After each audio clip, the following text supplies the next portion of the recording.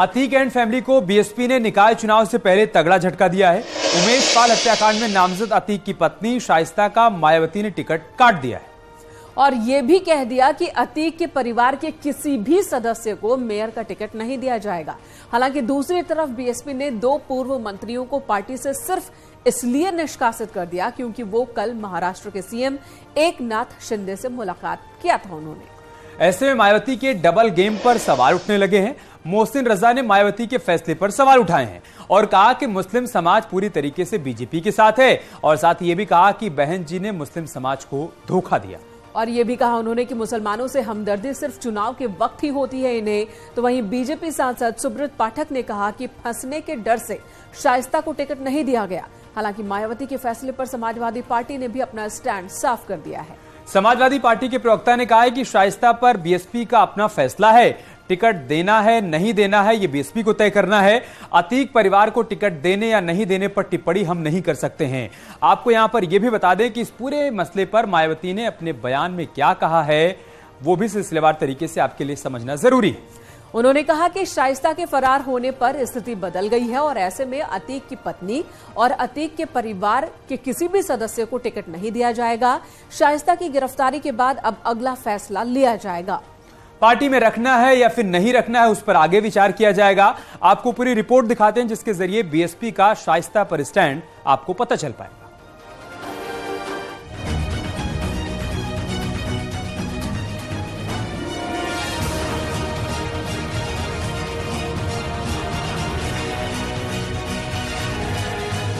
उत्तर प्रदेश की दूसरे नंबर की इनामी महिला जिस पर 50,000 रुपए का इनाम है, जिस पर उमेश पाल मर्डर का आरोप है, जिस पर शूटर्स के साथ प्लानिंग का आरोप है और जो प्रयागराज से मेयर का चुनाव लड़ने का दावा कर रही थी, उस शाइस्ता से मायावती की मोह माया भंग हो चुकी है।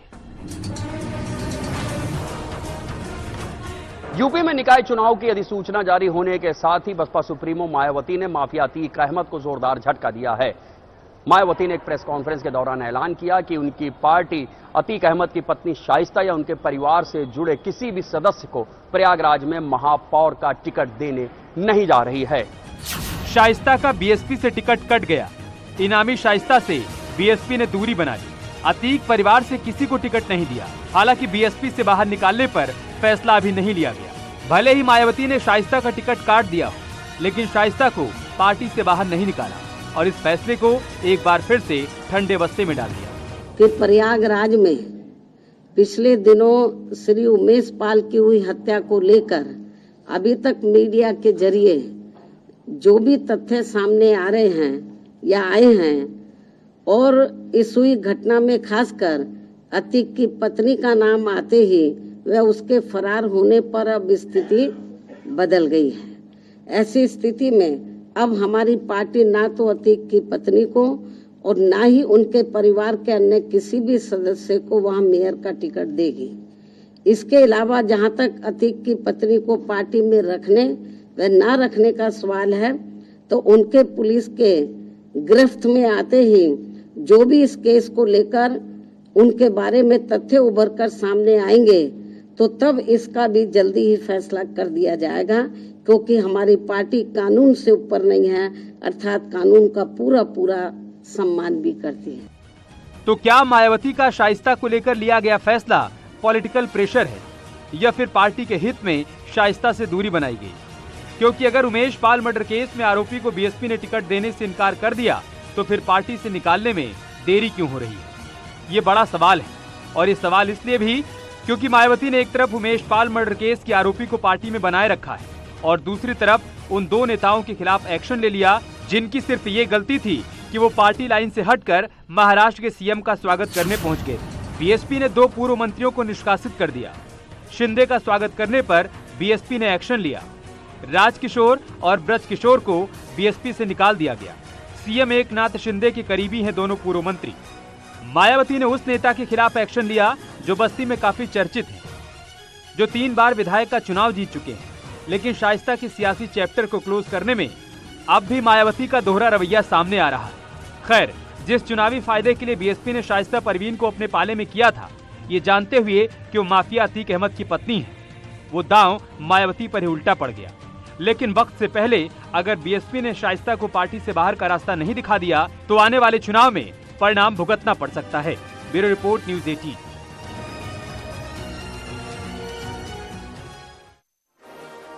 बीते 10 साल में विधानसभा और लोकसभा चुनाव में करारी हार का सामना कर चुकी बीएसपी को नगर निकाय चुनाव में अच्छे प्रदर्शन की चाह है और यही वजह कि पार्टी ने अपने कट्टर दुश्मन माफिया अतीक अहमद से भी हाथ मिला लिया और शाइस्ता को अपनी पार्टी में शामिल करा लिया। लेकिन शाइस्ता को चुनाव नहीं लड़ाने और पार्टी में बनाए रखने के पीछे की वजह भी बहुत खास है। मायावती को मुस्लिम मतदाता फिसलने का डर है, कैडर वोट खिसकता भी नजर आ रहा है, अपने बयान से नहीं पलटने का संदेश भी देना चाहती हैं। कार्यकर्ताओं की नाराजगी की वजह भी बहुत साफ है। एक फैसले से दो विचारधारा को मैसेज देना ये मकसद हो सकता है मायावती का और चाह निकाय चुनाव में अच्छे प्रदर्शन की तो है ही।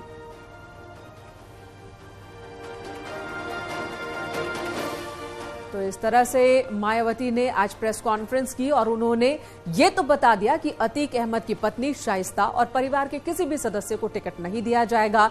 ये भी बता दिया कि किसे पार्टी से निकाला जा रहा है, दो नेताओं को, लेकिन शाइस्ता को पार्टी से अब तक क्यों नहीं निकाला गया जबकि वो मर्डर केस में आरोपी हैं, फरार चल रही हैं, उन पर इनाम भी घोषित है। इसे लेकर अभी भी वो उलझन में है। ओबीसी आयोग की रिपोर्ट को चुनौती के मामले में बड़ा अपडेट आया है। हाईकोर्ट ने यूपी सरकार से जवाब मांगा है। लखनऊ बेंच ने चुनाव आयोग से भी जवाब तलब किया है। याचिका में आरक्षण के प्रावधान पर भी सवाल उठाए गए हैं। पुराने डेटा को नए सिरे से लाने का आरोप लगाया जा रहा है। सवाल यही है, 19 अप्रैल को मामले में अगली सुनवाई होगी। मुरादाबाद के एक शख्स ने दाखिल की है याचिका। तो बड़ी खबर है, 19 अप्रैल को इस मामले पर सुनवाई होनी है। ओबीसी आयोग की रिपोर्ट को चुनौती दी गई थी और हाईकोर्ट में यह मसला है। हाईकोर्ट ने यूपी सरकार से जवाब मांगा है। चुनाव आयोग से भी जवाब तलब अदालत की ओर से किया गया है। तो बताया ये जा रहा है, इस याचिकाकर्ता ने शिकायत ये दर्ज कराई है कि जो पुराना डेटा था, पुरानी जो सूची थी, उसी सूची को नए तरीके से लेकर के आ गया आयोग। ऋषभ मोड़ी हमारे सहयोगी इस वक्त फोन लाइन पर हमारे साथ जुड़ चुके हैं। ऋषभ, आपके पास क्या जानकारी है? देखिए, इस मामले की अगली सुनवाई 19 अप्रैल को होगी। मुरादाबाद के रहने वाले सुहेल खान ने ये याचिका दाखिल की थी और UP state local bodies dedicated backward class commission की रिपोर्ट को चुनौती दी थी इस याचिका के जरिए। और ये कहा गया था कि जो आरक्षण संबंधी अध्यादेश जारी किया गया है वो असंवैधानिक है। ये दलील दी गई याचिका की ओर से कि नगर पालिका अधिनियम में पुराने नियम के तहत राज्य स्तर पर आरक्षण लागू करने का प्रावधान था, लेकिन अब अध्यादेश द्वारा संशोधन कर कमिश्नरी व जनपद स्तर पर आरक्षण लागू कर दिया गया, जो असंवैधानिक है। याचिका में यह भी कहा गया है कि पिछड़ा वर्ग आयोग की रिपोर्ट में पिछड़ी जातियों के राजनीतिक पिछड़ेपन का सही अध्ययन नहीं किया गया। यह भी कहा गया है कि पुराने डेटा को ही नए सिरे से प्रस्तुत कर दिया गया। तो राज्य सरकार और राज्य चुनाव आयोग ने विरोध किया इस याचिका का। दोनों पक्षों की बहस सुनने के बाद कोर्ट ने प्रतिवादियों को, राज्य सरकार और चुनाव आयोग को जवाब दाखिल करने का आदेश दिया है। अब मामले की अगली सुनवाई 19 अप्रैल को हाईकोर्ट लखनऊ बेंच में होगी। बहुत शुक्रिया ऋषभ, आपका हमारे साथ जुड़ने के लिए, तमाम जानकारी तक पहुंचाने के लिए।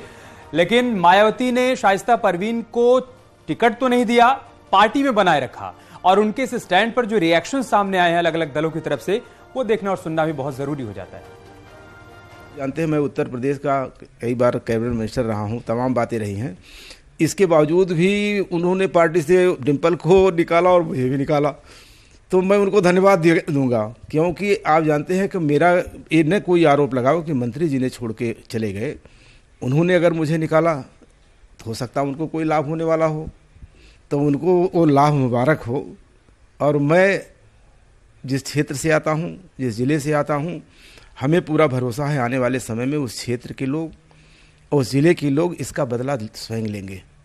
उत्तर प्रदेश में इस प्रकार के माफियाओं को जानती हैं कि यदि हम इनको टिकट देंगे तो कहीं ना कहीं ये भी जद में आ जाएंगी। तो मुसलमानों की हालत खराब करने के दोषी अगर कोई है तो सपा, बसपा, कांग्रेस जैसे राजनीतिक दल ही इसके लिए दोषी है, क्योंकि इन्होंने मुसलमानों को एक वोट बैंक बनाने का काम किया और तुष्टीकरण की राजनीति हुई। और तुष्टीकरण की राजनीति में मुल्ला, मौलाना और जो कट्टरपंथियों के अलावा किसी का लाभ नहीं हुआ। आम गरीब मुस्लिम का लाभ नहीं हुआ, मुस्लिम मजदूर का लाभ नहीं हुआ। बहन मायावती जी 2012 की हार का ठीकरा मुसलमानों पर फोड़ रही थी। प्रेस कॉन्फ्रेंस करके आप सबने देखा था कि मुसलमानों ने हमें हरवा दिया, और आज मुसलमानों के प्रति इतनी हमदर्दी कि मुसलमानों पर बड़ा जुल्म हो रहा है, मुसलमानों पर यह हो रहा है, मुसलमानों का विकास नहीं हो रहा है। 3 बार आप मुख्यमंत्री रही हैं उत्तर प्रदेश की बहन जी, तो 3 बार मुख्यमंत्री रहते हुए भी आप मुसलमानों के लिए कुछ नहीं कर सकी। अरे चलिए मुसलमान छोड़िए, दलित समाज के लिए कुछ कर देती, आपने तो किसी के लिए कुछ भी नहीं किया। इधर निकाय चुनाव को लेकर सीएम आवास पर बेहद अहम बैठक हुई। आज मीटिंग हुई जिसमें सीएम योगी ने चुनाव की रणनीति से लेकर निष्पक्ष चुनाव तक पर चर्चा की है। इस बैठक में प्रदेश अध्यक्ष भूपेंद्र चौधरी, दोनों डिप्टी सीएम के साथ ही तमाम प्रभारी मंत्री भी मौजूद थे। मीटिंग में सीएम योगी ने प्रभारी मंत्रियों से फीडबैक लिया। बीजेपी उम्मीदवारों के चयन पर फाइनल मंथन भी किया गया। निकाय चुनाव में बड़ी जीत के लिए रणनीति बनाई गई। सरकार की उपलब्धियों को घर घर तक पहुंचाने की बात कही गई। मंत्रियों और पदाधिकारियों की जिम्मेदारी तय कर दी गई है। आदर्श आचार संहिता का पालन करने के भी निर्देश दिए गए हैं।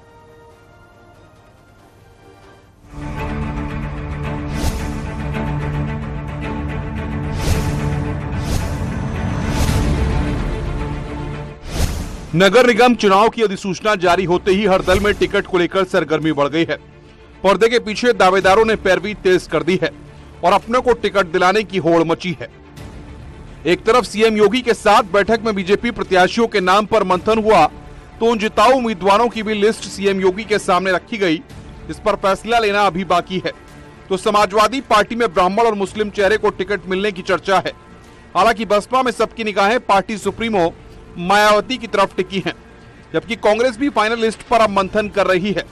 हालांकि किस दल से किसे टिकट मिलेगा और कौन कौन मैदान में उतरेगा, ये नामांकन शुरू होने के साथ पता चलेगा। बीजेपी की ये कोशिश है कि एक बार फिर से यूपी नगर निकाय चुनाव में ऐतिहासिक जीत दर्ज की जाए और यही कारण है कि इस बार भी जो प्रत्याशियों का चयन है वो बीजेपी संगठन द्वारा बनाई गई विशेष स्क्रीनिंग कमेटी, चाहे वो जिला स्तर की हो, क्षेत्रीय स्तर की हो या प्रदेश स्तर की हो, उसी के रिकमेंडेशन के आधार पर किया जाएगा।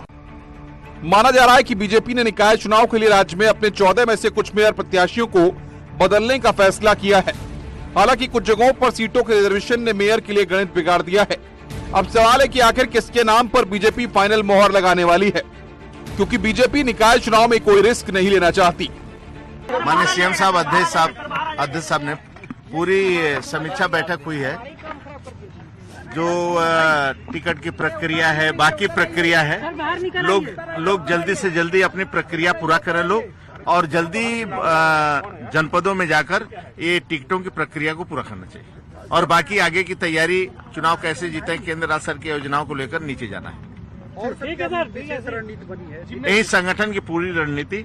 अब जनपदों में लोग डेरा डालें, जहां जहां जिम्मेदारी मिली है वह काम आगे करें। नगर निगम, नगर पालिका परिषद और नगर पंचायत, इसके चुनाव संबंधी चर्चा हुई। सभी लोगों को निर्देशित किया गया कि अनुशासन बनाए रखें, आचार संहिता का पालन करें। निकाय चुनाव में कमल खिलाने के लिए बीजेपी हर वो कोशिश कर रही है, इससे ट्रिपल इंजन के सपने को साकार किया जा सके, और इसे जमीन पर उतारने के लिए प्रदेश अध्यक्ष से लेकर मंत्री तक जमीनी तौर पर चुनावी अभियान को धार दे रहे हैं और प्रत्याशियों के नामों पर मंथन कर निगम की हर सीट पर कमल खिलाने की तैयारी में है। खासकर उन सीटों पर नजर है जहां पिछले चुनाव में हार का सामना करना पड़ा था। ये नगर निकाय के चुनाव के संबंध में संगठनात्मक मीटिंग थी। सभी अपने अपने जनपद प्रभार वाले जनपद में जाकर के चुनाव जिताने के लिए काम करेंगे, पार्टी के कार्यकर्ताओं को, नेताओं को। उत्तर प्रदेश पूरे देश में सबसे ज्यादा नगर निकाय वाला राज्य है, जहां शहर की सरकार बनाने के लिए 4 करोड़ 32 लाख से ज्यादा मतदाता हैं। और यही वजह है कि निकाय चुनाव को सत्ता का सेमीफाइनल भी कहा जाने लगा, क्योंकि यही वो चुनाव है जो 2024 की दशा और दिशा तय करेगा। इसके लिए भले ही सभी राजनीतिक दल अपनी अपनी रणनीति तैयार कर रहे हों, लेकिन चुनाव से पहले योगी के मास्टर स्ट्रोक पर सबकी नजर है। Bureau report, news 18।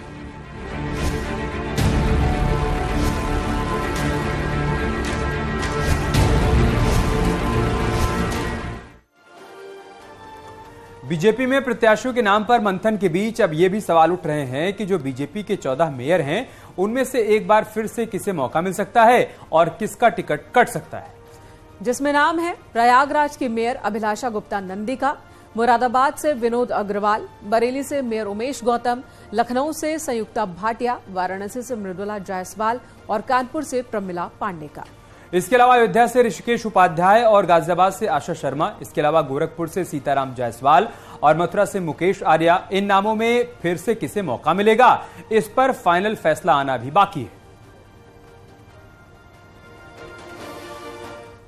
इधर प्रदेश में निकाय चुनाव के ऐलान के बाद अब हर सियासी दल मंथन में जुटा है। बीजेपी प्रत्याशियों के नाम के साथ ही अपनी चुनावी तैयारियों को अमली जामा पहनाने की कोशिश में जुटी है, तो वहीं अखिलेश यादव भी निकाय के रण में दमखम आजमा रहे हैं।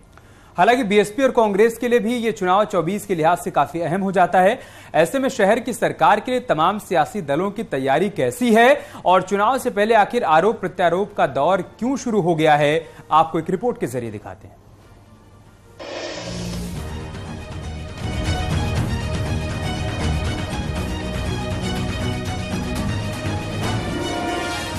देश के सबसे बड़े प्रदेश में सियासी पारा हाई है। निकाय के रास्ते 2024 की लड़ाई है और ये तो अभी अंगड़ाई है, क्योंकि उत्तर प्रदेश से दिल्ली की चढ़ाई है।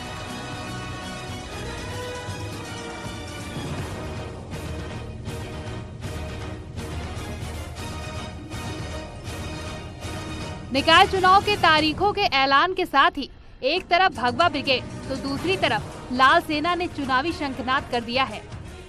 तो हाथी की सियासी चाल भी हाथ को चुनौती दे रही है, क्योंकि बीजेपी से समाजवादी पार्टी की सीधी टक्कर है, तो दूसरी तरफ बीएसपी और कांग्रेस भी अपने वजूद को बचाने के लिए पूरी ताकत झोंक रहे हैं और मुद्दा दलित और ओबीसी के इर्द गिर्द घूम रहा है। चुनाव में एससी, एसटी, ओबीसी व महिलाओं आदि के लिए जो आरक्षण की व्यवस्था की गई है, तो उससे इन वर्गों के लोग पूरे तौर से सहमत नहीं है। और हम लोग 3 महीने पहले ही चुनाव के लिए तैयार थे। अच्छी बात यह है कि आज हम जो पिछड़े वर्ग का आरक्षण है उसे देने में भी सफल हुए हैं और आज चुनाव की घोषणा भी हुई है। एक पार्टी के कार्यकर्ता के नाते मैं स्वागत भी करता हूं और पूर्ण विश्वास है कि चाहे नगर पंचायत हो, चाहे नगर पालिका हो, चाहे नगर निगम हो और चाहे वार्ड हो, कमल बहुत बड़े पैमाने पर खिलने वाला है। बीजेपी ने निकाय चुनाव में विपक्ष को घेरने के लिए उस चक्रव्यूह की रचना की है, जिससे हर वर्ग के वोट बैंक को पाले में लाया जा सके और उन मंत्रियों को जिम्मेदारी दी गई है जिनका दबदबा उन नगर निगम क्षेत्र में पहले से कायम है। लेकिन अखिलेश यादव खुल्लम खुल्ला मायावती के वोट बैंक को हथियाने की कोशिश में है और निकाय के रास्ते 2024 के लिए दम भर रहे हैं। जब आपके पास पावर थी तो आपने पावर में आते ही 2 महीने बाद क्या किया, मान्यवर कांशीराम जी के नाम पे जो जनपद था उसका नाम बदल दिया। आज मैं नहीं, ये पूरा उत्तर प्रदेश जानना चाहता है कि जब आप ताकत में थे तो आपने कांशीराम जी का सम्मान किया या अपमान किया।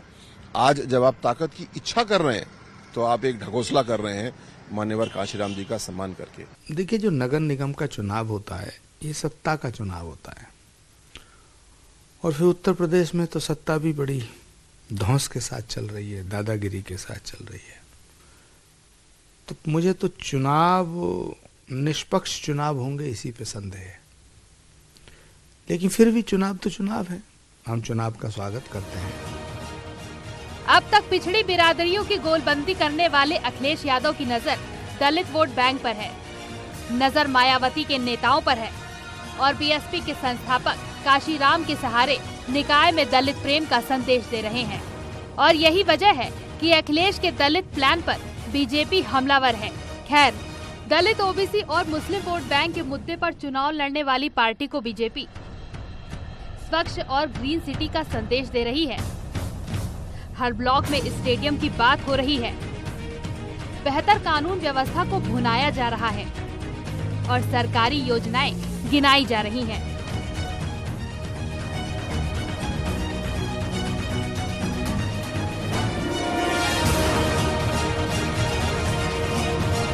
मतलब निकाय चुनाव में मुकाबला विकास वर्सेस वोट बैंक के बीच है, जिसके लिए सभी पार्टियां अपनी अपनी रणनीति और प्लानिंग पर एक साथ काम कर रही हैं। लेकिन फैसला जनता के हाथ में है कि शहर में किसकी सरकार चाहिए। Bureau report, news 18।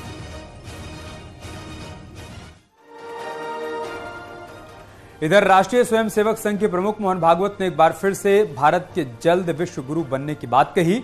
मुंबई में एक कार्यक्रम में मोहन भागवत ने भारत के अगले 20 से 30 सालों में विश्व गुरु बनने का दावा किया। उन्होंने कहा कि हिंदू समाज को बांटने की कोशिश की जा रही है, हमें आगे की पीढ़ी को तैयार करना होगा। मोहन भागवत ने स्वामी विवेकानंद की तारीफ करते हुए कहा कि स्वामी विवेकानंद भारत के खिलाफ दुष्प्रचार करने वालों का मुंहतोड़ जवाब उन्होंने दिया था। 1857 के बाद हमारे खिलाफ कुछ गलतफहमियां फैलाई गईं। ये स्वामी विवेकानंद ही थे जिन्होंने हमें हे दृष्टि से देखने वालों को करारा जवाब दिया। मोहन भागवत ने मौजूदा भारत के बढ़े कदमों की तारीफ की। हिंदू धर्म, हिंदू संस्कृति, हिंदू समाज, ये सारी बातें इसका सामना कर रही है कि आसुरी शक्तियां पूरा बल इकट्ठा करके मर मिटने के डर से हमको मारने मिटाने का प्रयास करेगी। और उनकी पद्धति एक ही नहीं होगी। कहीं पर वो सीधा सामने संघर्ष के लिए रास्ते पर उतरेंगे, कहीं पर उनको ऐसे संवाद चलाएंगे, ऐसा वर्णन चलाएंगे जिससे हम ही आपस में बढ़ जाएंगे, एक दूसरे के दुश्मन बन जाएंगे। दुनिया में हमारी अच्छी बातों को भी विकृत कर वो डाल देंगे। और यहां रुकेंगे एक छोटे से ब्रेक के लिए। जल्द लौटेंगे कुछ और खबरों के साथ।